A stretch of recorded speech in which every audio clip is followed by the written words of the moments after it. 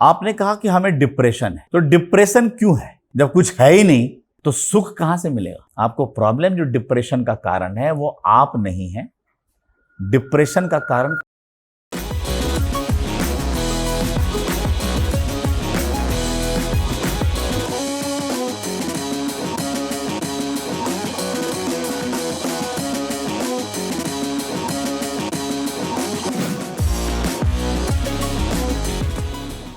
I have a relevant question which is related to the teenagers.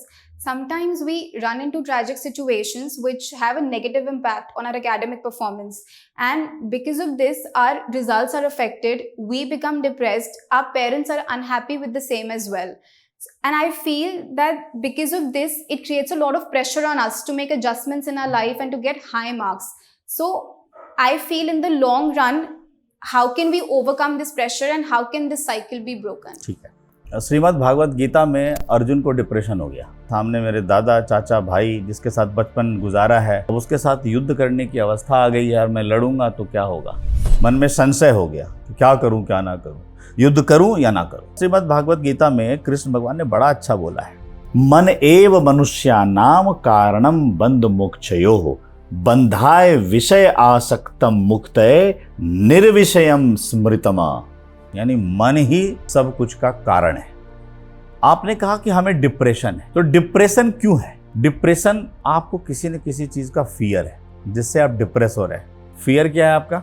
मैं अच्छा कर पाऊंगा या नहीं कर पाऊंगा, मेरे अच्छे घर में शादी होगी कि नहीं होगी, फियर है। मुझे अच्छा गाड़ी मिलेगा कि नहीं मिलेगा, फियर है। और इस फियर में अगर जो आपके मन का फियर है और वो आपको नहीं मिला तो आप डिप्रेशन में चले गए। ये सब हो कहाँ रहा है? मन में हो रहा है। और कृष्ण भगवान ने साफ बोल दिया कि मन ही कारण है। अब एक जवाब मुझे आप सब दो। मैं थोड़ी देर के लिए ये समझता हूं कि डिप्रेशन आपका नहीं है। डिप्रेशन इसलिए नहीं है कि आप कुछ चाहते हो, डिप्रेशन इसलिए है संसार में और जो लोग हैं आपके आसपास वो क्या कहेंगे, वो क्या सोचेंगे, वो मेरे बारे में क्या विचार बनाएंगे, ये ही आपके डिप्रेशन का कारण है।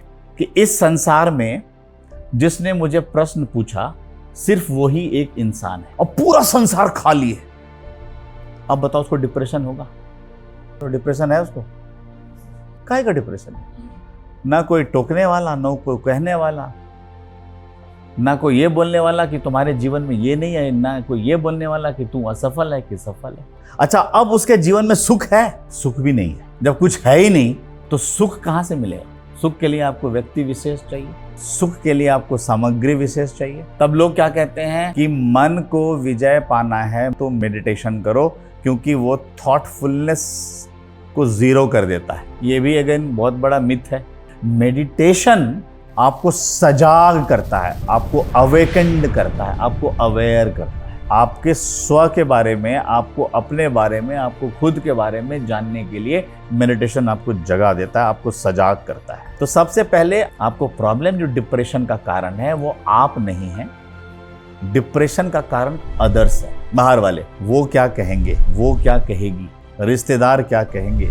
तो डिप्रेशन का मूल कारण आप दूसरों के आधार पे अपनी विचारधारा बनाते हैं, वो आपके लिए प्रॉब्लम है। आप अपना काम करते जाओ, आप अपनी विचारधारा बनाते जाओ, लेकिन काम कैसा होना चाहिए? शास्त्रोचित। विचार कैसी होनी चाहिए? पवित्रता से परिपूर्ण। ईश्वरी सत्ता को स्थापित करने के लिए किया गया कर्म, समाज में हित और कल्याण के लिए किया गया कर्म करते जाओ, इररिस्पेक्टिव ऑफ द फैक्ट कि अदर्स क्या बोल रहे हैं। आप कहने दीजिए, नानक ने किया, कबीर ने किया, तुलसी ने किया, महावीर ने किया, जीसस ने किया, करते गए। वो दुनिया क्या बोल रही है? Least bothered. इसका मतलब ये नहीं कि मैं ये नहीं कह रहा कि अब जिम्मेदारी से भाग जाओ या दुनिया कुछ कहे, हमें परवाह नहीं है। लेकिन आपको मैं बताऊं, आप कोई छोटे मोटे हस्ती नहीं हो।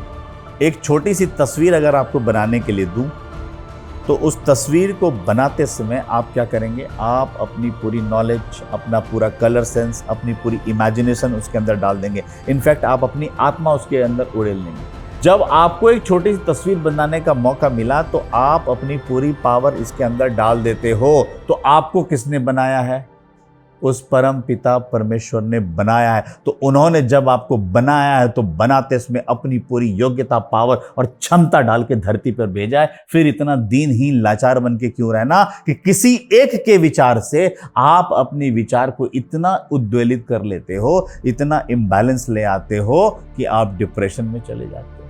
और इसका वजह क्या है? जैसे आप सोशल मीडिया में मेरे कितने लाइक्स हुए, आपने सोशल मीडिया में कुछ डाला तो आप खुद के लिए डाल रहे हो या औरों के लिए डाल रहे हो? आप औरों के लिए अगर डाल रहे हो तो इसका मतलब आपका जीवन औरों पे कंट्रोल्ड है। आपके जीवन की पूरी एक्सिस जो है, लाइफ पाथ की एक्सिस औरों के लिए चल रही है। खुद के लिए कब जियोगे?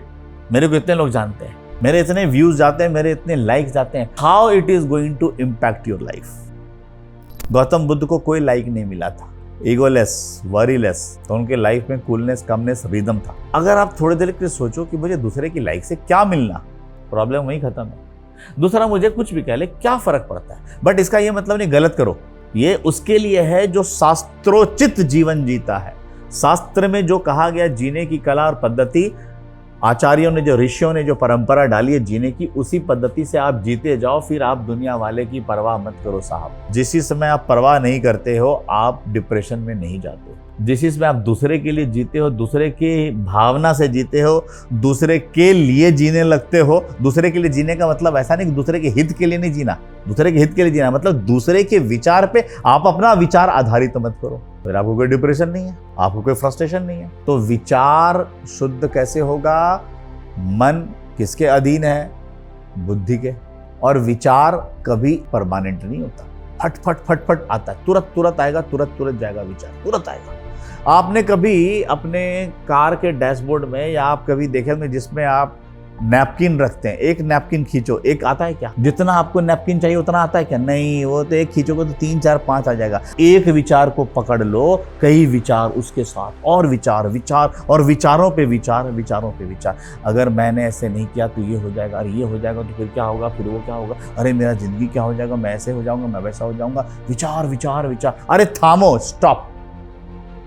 ट्रैफिक कंट्रोल सिस्टम डेवलप करना पड़ेगा। विचार शून्य इसीलिए बोला जाता है, आपके पास थॉट नहीं आ रहा है, और जो थॉट आ रहा है वो बैलेंस्ड थॉट आ रहा है। अच्छा, कोई ऐसी डिग्री नहीं है इस धरती पे जो बैलेंसिंग एक्ट सिखाए आपको। एमबीए कर लो, नहीं सिखाएगा। एमबीए में बोला जाता है कि how to control the business. Business में डिसीजन कहाँ से आएगा? माइंड से।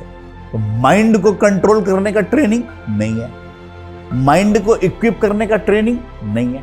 तो आप क्या हो जाओगे? कंट्रोल होगा आपके बिजनेस? नहीं होगा। तो आपको फ्रस्ट्रेशन होगा कि नहीं होगा? फिर डिप्रेशन होगा कि नहीं होगा? अच्छा, अब सुनो, इस धरती पे 2 प्रकार की घटना घटेगी। एक वो जिस पे आपका कंप्लीट कंट्रोल है, और एक वो जिस पे आपका कोई कंट्रोल नहीं है। जिस पे आपका पूरा कंट्रोल है उसके बारे में आपको कोई चिंता करने की आवश्यकता है क्या? उसके बारे में कोई वरी करने की आवश्यकता है क्या? नहीं। और जो आपके कंट्रोल में है ही नहीं, उसके बारे में भी वरी करने की आवश्यकता है क्या? आपके कंट्रोल में नहीं है। पहले दिमाग लगाए, ये गुलाब का फूल मैं ब्लू रंग का कर दूं, तुम्हारे औकात में है? क्यों दिमाग लगा रहे हो? तो आपको डिप्रेशन होगा, आपको फ्रस्ट्रेशन होगा कि मैंने तो इतना सारे खाद डाल दिए। तो 2 प्रकार के कर्म है, एक वो जो complete influenced under your influence है, एक without your influence, beyond your influence. तो दोनों कर्म में आपको कोई प्रतिबद्धता की आवश्यकता नहीं है, परेशान होने की आवश्यकता नहीं। अग्रीड और नॉट? अग्रीड। जैसे पढ़ रहे हो आपके इन्फ्लुएंस में, आप पढ़ रहे हो आपके इन्फ्लुएंस में, पढ़ के डॉक्टर बन गए आपके इन्फ्लुएंस में, इलाज कर रहे हो, क्या रिजल्ट आएगा? कुछ आपके इन्फ्लुएंस में, कुछ उसके इन्फ्लुएंस।